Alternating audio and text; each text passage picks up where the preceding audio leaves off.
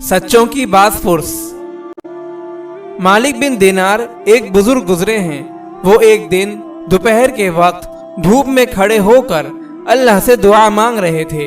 किसी ने करीब होकर सुना तो वो दुआ के दौरान ये आयत पढ़ रहे थे, लियसअल सादिकीन अन सिद्क़िहिम।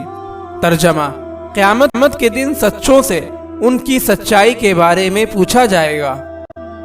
ये आयत पढ़कर वो ये दुआ कर रहे थे, ए अल्लाह, जिनको आप खुद सच्चा कह रहे हैं, जब उनसे भी क़यामत के दिन आप उनकी सच्चाई के बारे में पूछेंगे तो फिर हम जैसे झूठों का क्या हाल होगा।